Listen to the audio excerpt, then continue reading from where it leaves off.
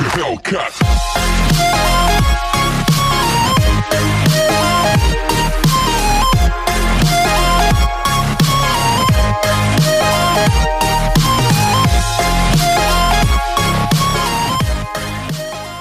Hello, everyone. How are you? Yeah, I'm in a mood. I'm in a mood today. This week is a solo podcast. I wanted to talk a little bit about some issues in publishing that have been going on for the past few years, but really it came to a head, at least in the literary Twitter world, the other day. This week, Simon & Schuster decided to cancel the contract it had signed with Senator Josh Hawley to publish a book called The Tyranny of Big Tech. I don't know what qualifies him to write this book, The Tyranny of Big Tech, but it is certainly an issue about the influence of big tech, which is kind of what this podcast is about in some respects. I don't think anybody can deny that big tech is having a major influence, not only on our culture, but probably soon to come our policies and our laws. Anyway, he came out with this book called The Tyranny of Big Tech. Senator Hawley has been one of the most outspoken proponents of the election fraud narrative. He would probably take issue with that characterization, but he's essentially an election fraud conspiracy theorist. He'll say he just wants an inquiry into the Pennsylvania results, but we all know that language. He and Ted Cruz and Kelly Loeffler and Lindsey Graham and a handful of others, a bunch of others in the House and the Senate were planning to object to the ratification of the Electoral College selection of Joe Biden as the next president. And then all hell broke loose, as you know. The best description I heard online was Black Friday for hillbillies. A bunch of Trumpers, a bunch of Trump supporters, and one Viking stormed the Capitol building where the hearing was taking place, and the congressmen and women had to evacuate to an undisclosed location, and they were locked down.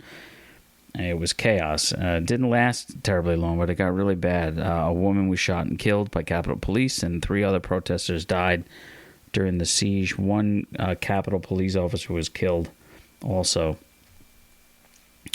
So when that happened and the lawmakers eventually got back into the chamber, a lot of the politicians who were going to object to the Electoral College's votes decided they didn't have the stomach for it, and they withdrew, or maybe the political expediency, depending on how charitable you want to be about it. They saw the handwriting on the wall, I don't know. But Josh Hawley sort of kept it up. Good old Josh. Well, he basically said in a speech that this was the time to talk about looking into our elections and that this was really the last time to do it. And then Twitter unveiled a photo of Hawley like giving the power to the people fist, the fist pump, or whatever you call that, the fist bump in the air, to the protesters as he was heading into the building. So that surfaced, and everyone went bananas over that. Look, is Josh Hawley probably a douche bro? Yes. Well, at least he seems like a douche bro. Is he an election fraud conspiracist? Yes. But was he responsible for what happened at the Capitol? Also, yes. Well, somewhat. He certainly helped. He certainly helped build the atmosphere that allowed this thing to happen. Let's put it that way, right? He helped to build the stage for this, set the table, so to speak, along with Trump. But it is a bit of a stretch to say he was directly responsible for it, and it's an even bigger stretch to say that he openly or outwardly supported, or at least explicitly supported, what happened. And it's an even bigger stretch to say that he should have his book contract, which he'd signed and was already available for pre-order on Amazon, canceled by Simon & Schuster. The publishing company, which is one of the big 5, and is actually getting ready to fold in under Penguin Random House, put out a statement about it on Thursday, which is really the day after this happened. They said, quote, "We did not come to this decision lightly," Simon & Schuster said. "As a publisher, it will always be our mission to amplify a variety of voices and viewpoints," except when Roxane Gay threatened to sever ties with them if they published Milo Yiannopoulos' book. But I digress. Continuing, they said, at the same time, we take seriously our larger public responsibility as citizens and cannot support Senator Hawley after his role in what became a dangerous threat. Goodness. What was his role? What was his role? He wanted to challenge the electoral process on the floor of the Senate, which is a certifiably nutso thing to do. But how does that translate to, hey, you in the Viking suit, come bust into the chamber here and flex your muscles behind Mike Pence's chair and tell your friend over there to steal Nancy Pelosi's podium and run off with it. So what was his role? Now, Senator Hawley, I got to say, bruh, you have to take some heat as well, right? You've got to take some of the blame here. No. You insulted him a little bit. You got a little out of order yourself. Yeah, right away, he gets on the Senate floor, he starts talking, he's getting friggin' fresh. This is not a First Amendment issue. We all know that. In fact, I wish people would stop saying it because it's not true. And it just gives people who want to control the conversation about free speech an easy out. It's a straw man that isn't a straw man because it's a trick of the language. When people say free speech, some people hear First Amendment. Free speech is in the First Amendment, but it's not what people mean when they say free speech, or at least not what most of us mean. And I think some bad faith people know that, but they want to argue all day online and on Twitter. They want to go, it has nothing to do with the First Amendment. You don't have a constitutional right. It's not about the Constitution, right? Free speech is in the Constitution, but this is something separate that we're talking about. We all know Josh Hawley, or anybody for that matter, doesn't have a right to be published by Simon & Schuster. Now, Hawley claims that they're in breach of contract. I don't know. I haven't seen the contract. They're probably not. This has happened before, and publishers usually do come out on top in these fights. Simon & Schuster did this, as I mentioned earlier, with Milo Yiannopoulos. They had a book deal hammered out. Everything was going smooth, and then, as Twitter is wont to do, they dug up some inflammatory remarks Milo said about the age of consent, and that was the end of that. That was curtains for him. And some would argue that it should have been curtains for him a long time before that, because he said some ill stuff when he would be up on stage. I mean, he was he'd talk about inflammatory remarks. I mean, just about everything that came out of his mouth, you had to hold your breath for. The things that guy said, but that's really essentially what put him over the edge. Was he had this conversation about sexual relationships between young boys and older adults. The Chicago Review of Books said they wouldn't review any books put out by Simon & Schuster. And then, as I said, Roxane Gay threatened to pull her latest project from them if they went ahead with the publication of Milo's book. So they canceled the contract on Milo, and Milo sued them. But then eventually he dropped the suit. I think he ended up self-publishing. I will not be linking to his book in the show notes. But they probably dropped the suit. He probably dropped it because it didn't have merits when lawyers looked at the contracts. So what happened was, since the Me Too movement, really, a lot of book publishers have been including language in their book contracts that allows them to back away from a deal if the author is found to be caught up in one of these scandals. They're often called morality clauses or morals clauses. And most of the big five have one. And from what I've read about them in my research, at least that's what I understand, most of them do have one. I can add links to the articles about this in the show notes to show you where I got my information. But much of the coverage of these clauses doesn't actually divulge specifically which clauses are used at which publishing house. So it's not even like you can shop for a publishing house based upon the strength of their clause. But it doesn't even matter. There's a few standard ones, and each one is probably more far-reaching and broad and what the hell than the other. This could be the one that Josh Hawley actually ran up against. Listen to the language of this particular morals clause. It says, quote, "In the event that author is publicly accused of the violation of law, the infringement of or invasion of the rights of any third party, inciting infringement or invasion of third party rights by others, or is otherwise accused of libel, slander, or defamatory," let me back that up, "otherwise accused of libel, slander, or defamatory conduct or any other conduct that subjects or could be reasonably anticipated to subject author or publisher to ridicule, contempt, scorn, hatred, or censure by the general public, or which is likely to materially diminish the sales of the work, publisher may terminate, so on and so forth. My guess is Hawley's contract got 86 based on the, quote, inciting infringement or invasion of third-party rights by others, the incitement clause, which actually is is involved also in the codified version of free speech, which we talk about, speech protections. Inciting a riot is not a free speech protection legally. Basically, Simon & Schuster thinks that Josh Hawley played a role in inciting what happened at the Capitol on January 6th, and they're using some form of this language. I don't know if this is the specific clause or not, to rescind their end of the bargain. So, is this a First Amendment issue? No. Is Josh Hawley's constitutional rights being violated? No. Is this a free speech issue? Absolutely. And what I mean by that is the principle of free speech, not the codified laws protecting it. I think it's important to think about the greatest threats. We want to get into the First Amendment. What were the greatest threats to free speech when the Bill of Rights was first written?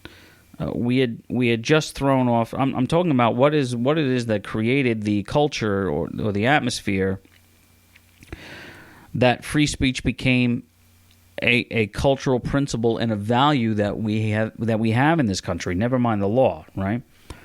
We had just thrown off a tyrannical government whose orders were carried out from 3,000 miles away at the discretion of military occupiers. That's what we were up against. So people were being hung for standing up on a box of peaches and criticizing the king or railing against, unfair laws. There were no real corporations. Most people working who worked on their family's business. Their boss was their dad or their brother. And people lived in close proximity to one another, right, for a number of different reasons. The etymology of the phrase getting on your soapbox was that people who wanted to give a speech in a public square would elevate themselves above the crowd by standing on a wooden crate that was used to ship bars of soap to marketplaces. So if you wanted to be heard, you would get on the soapbox and you would start shouting. And, by the way, which is how it should be, if people didn't like what they were hearing, they would walk away. Or sometimes they'd boo or they'd hiss or heckle. Occasionally, which I don't agree with, they would throw rotten vegetation at the person. In modern times, though, now we have massive corporations growing larger by the day. Most people work for some corporation or entity that does not hold any filial or personal loyalty to them. And we live miles away from one another. Some people not only don't live in a place that has a busy public square, they don't live in a place that has any square at all, not even a public playground. So publishing and technology has made it so that writers and thinkers and intellectuals can disseminate their thoughts to a larger number of people. And then social media has come along, and that's increased that number by quadruple at least. But there's a price to pay with that. And the companies that publish the technology that has replaced the soapbox are extraordinarily influential, driven by profit first and foremost, and have really replaced the government in terms of where threats to open speech can come. Now, that's not to say the government doesn't need to be watched, and there are instances even in our modern times of the government overstepping its boundaries, arresting people, arresting journalists. That does happen, and it happens in America. And maybe it doesn't get enough attention as it should from people who are really free speech advocates. The government does need to be watched, right? And they need to be made sure that we need to make sure they don't find creative ways to stifle speech, creative ways to get around the First Amendment, to get around what people are allowed to say or not say, or to censor people. The FCC comes to mind. I can't think of a more useless body than the FCC. Name one fine, one decision they've handed down to a broadcaster or a broadcasting company that A, made any sense, or B, protected us from anything. Go ahead, I'll wait. But other than the FCC, I mean, the government is really becoming inconsequential about free speech violations when you compare it to what we've been doing to ourselves voluntarily through social media, particularly, but not only social media. These morals clauses that are in these contracts, these book contracts, need to be revised or expunged entirely, and every writer should be calling for that. Here are some of the other morals clauses besides the one that I read earlier. Listen to how broad and open for interpretation these clauses are. Quote, publisher may terminate if author's conduct evidences a lack of due regard for public conventions and morals. Let me repeat that. The publisher can terminate if the author's conduct evidences a lack of due regard for public conventions and morals, or the author commits a crime. Okay, I can understand that a little bit. Or any other act that will tend to bring author into serious contempt, and such behavior would materially damage the work's reputation or sales. Here's another. Publisher may at any time prior to publication choose not to publish the work if past or future illegal conduct of the author, inconsistent with the author's reputation at the time this agreement is executed and unknown to publisher, is made public and results in sustained, widespread public condemnation of the author that materially diminishes the sales potential of the work. I should stop there and just say this whole thing about sustained. That was my bedtime alarm if you didn't hear that. That this word sustained, it doesn't really need to be sustained, because I've seen people get things torn down. I've seen people get taken down within 24 hours of something popping off that they said or something that they did publicly. So I don't know what they mean by sustained, because honestly, that's the key word. If a lot of these companies just wrote it out, the mob, the swarm of locusts would just move on to the next victim within a week, and it would be forgotten about. It's the silliest thing. This idea of it being sustained is really not true. That's demonstrably untrue. Is made public results in sustained, widespread public condemnation of the author that materially diminishes the sales potential of the work. Should publisher elect not to publish the work pursuant to this section, publisher shall give the author timely written notice of such a decision. All rights in the work shall revert to the author. Now, that's the least you can do, is give me my art back. No further advances shall be payable. And the author shall not be required to repay any sums paid to date. Well, that's a relief. End quote. Last year, I co-signed a statement from the Authors Guild opposing these clauses in book contracts because I absolutely believe they will be executed unevenly, arbitrarily. There's so much room for interpretation about what is considered outside of the, conventions and morals of the public. So much wiggle room here about reputation and about this idea of sustained public condemnation. On public condemnation, you've seen it play out. It'll be executed, I think, unevenly. It could be used to silence political rivals. Because that seems to be the place that we're in right now. It could be arbitrary, and it will privilege some writers over others. Here's the statement I signed this is from the Authors Guild. It says, the Authors Guild objects to publishers' new and increasing use of so-called morals clauses. These contract provisions allow publishers to terminate a book contract, and in many cases even require the author to repay portions of the advance already received. The last clause I read did say they wouldn't have to repay it, but in some they are asking them to, which is I didn't catch that in any of the language. That's ballsy. Repay portions of the advance already received if the author is accused of immoral, illegal, or publicly condemned behavior. Yeah. Publishers insist they need the clauses to protect themselves in the event an author's reputation becomes so tarnished after the book contract is signed that it will hurt sales. But most of these clauses are too broad and allow a publisher to terminate based on individual accusations or the vague notion of public condemnation, which can occur all too easily in these days of viral social media. Amen.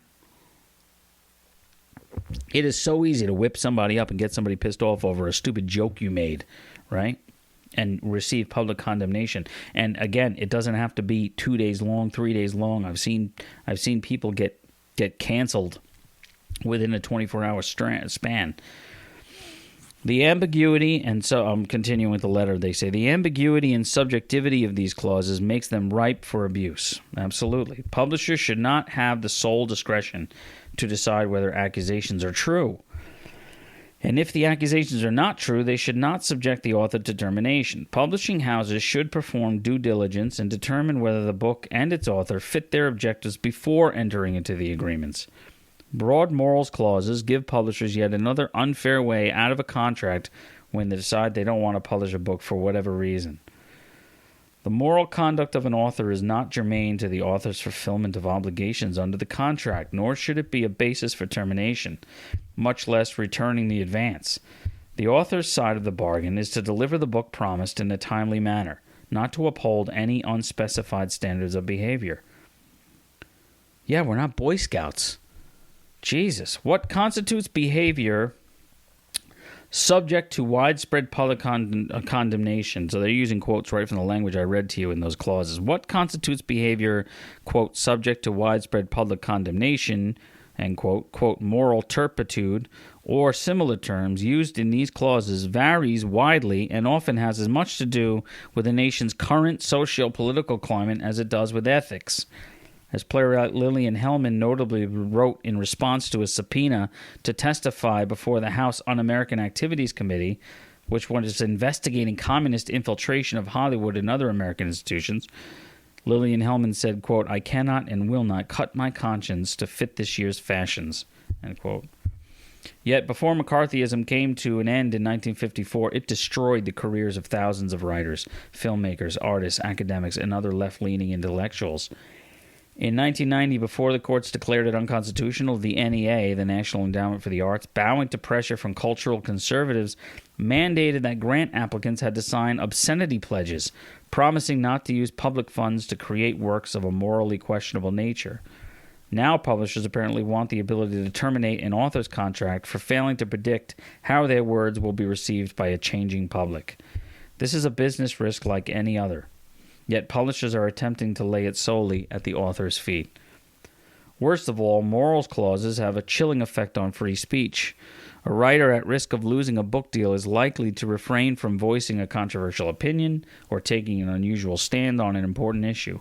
Women writers and writers of color who are already potential trolling targets may choose not to speak out in their own defense for fear of drawing internet fire that might result in a contract termination. And how many times have we seen that? That women writers and writers of color constantly get dragged on social media for anything that they say, even if it's not controversial sometimes. The voices and opinions of those who are already most at risk of being silenced are put at an even greater risk by these overboard clauses. They give the publisher the power to police an author's behavior, and even an author's speech, both in and outside of the manuscript. In the rare instance where an author has been convicted of an illegal act or publicly admitted to immoral behavior so deleterious that it compels the publisher to end its relationship with the author, other provisions exist allowing for the termination of a book contract. Vague and overbroad contract clauses are not the solution. And that was the end of the statement, and I signed on to that. All right. And it's interesting that they talked about McCarthy error.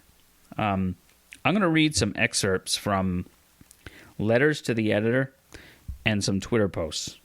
All right, check this out. The letters to the editor I'm going to read to you are from people in the 1950s responding to the blacklisting of 10 Hollywood screenwriters and filmmakers during Joe McCarthy's House on Un-American Activities Committee, which, as you know, it sought out to root out communism in the art that was being produced at that time. They were having people sort of pore over films, and Ayn Rand testified and gave his, critique about communist propaganda in films. So these are the letters to the editor that were written into publications at the time in the 1950s. The Twitter comments are from people responding to conservative writers they didn't like who got their book contracts pulled, right? So the first I'm going to mix them up, right? So there are some letters or some comments that were made about the Hollywood screenwriters who lost their jobs as a result of Senator McCarthy's anti-communist committee, right? And some of them are Twitter comments from people who are, applauding when conservative writers get their book contracts pulled. Listen to the experts and these excerpts and see if you can tell the difference between them. Here's one. Whining after he committed acts of sedition. Boo-hoo, it's called consequences. Here's another. That's the free market. Welcome to a capitalist country.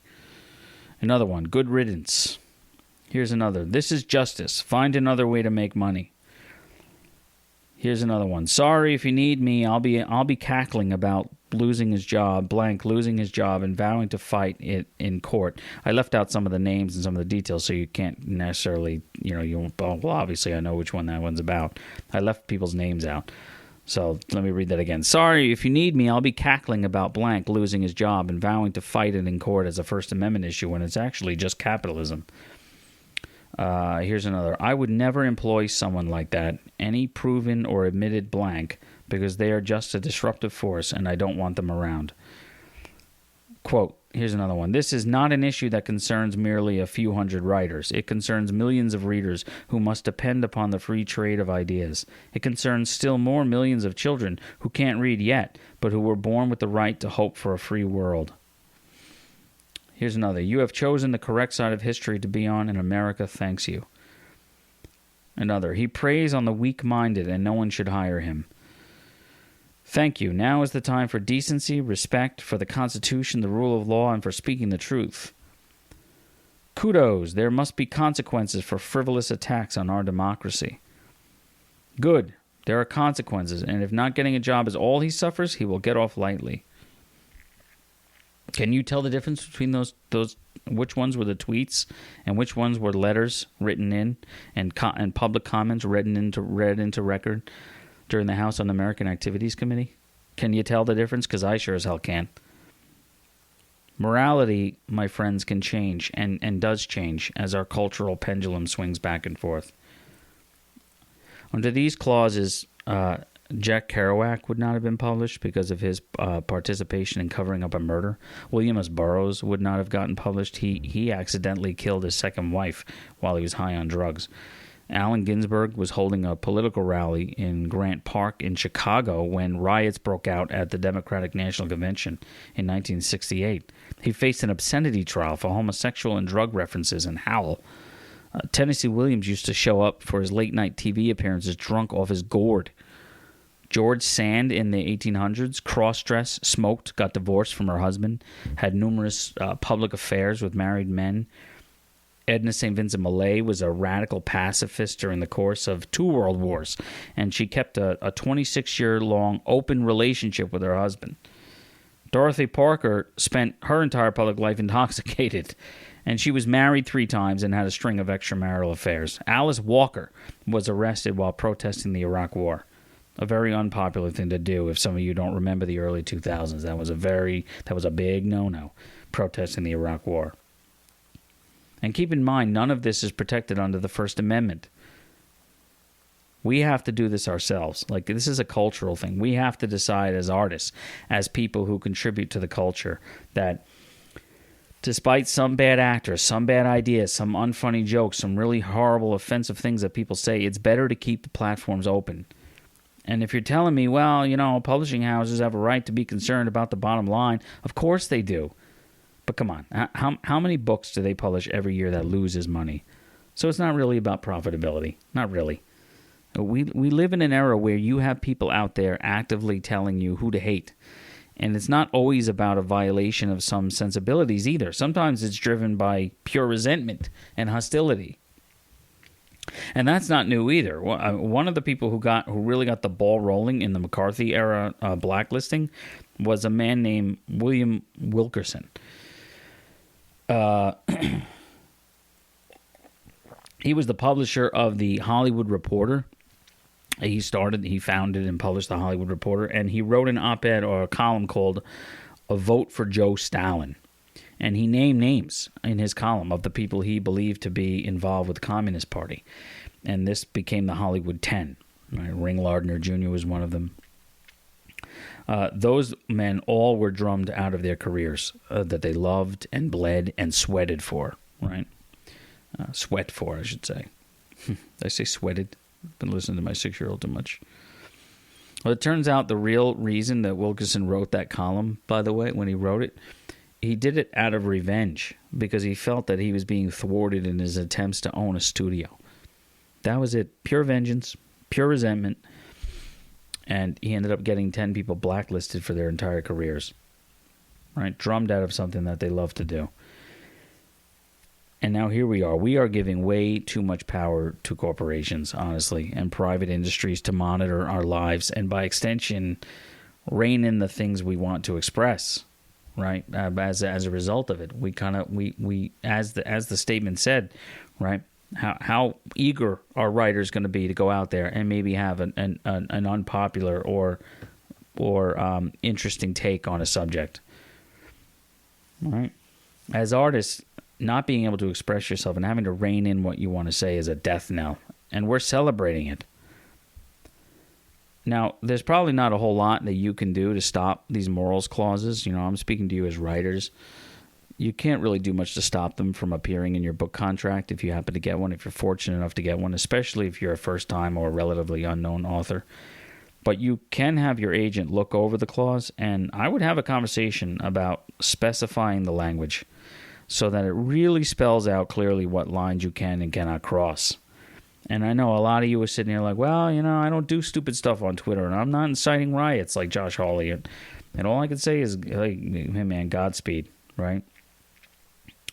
Because the pendulum is going to swing in different directions as we move forward. That's just nature. That's just the way things are. And if you cede this territory merely because it's not a First Amendment issue, you're going to be sorry. You're going to regret not insisting that we keep our expressions free and our lives somewhat private to the extent that we can. And the idea that we get to punch out at the clock at the end of a workday, so to speak. This culture where you're never off the clock, you never punch out.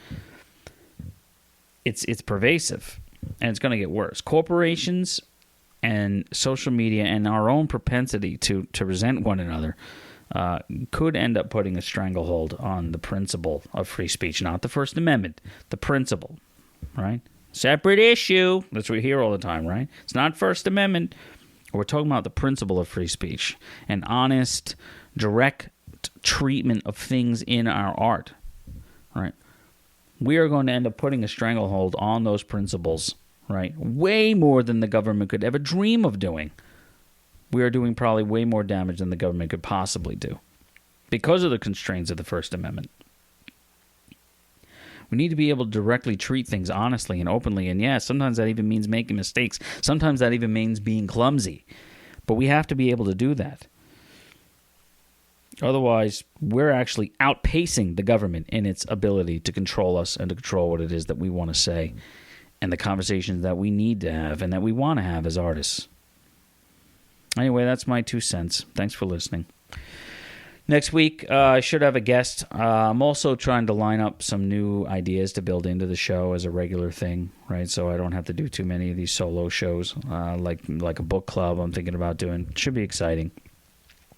Thanks for sticking around. This is the Ink Drop. You can find me on Apple Podcasts, and I'm also on Spotify.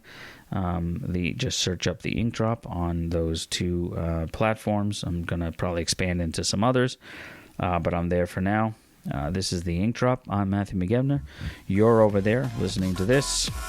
Bye, my angels. Go fly, my angels. Mwah. Like a Hellcat.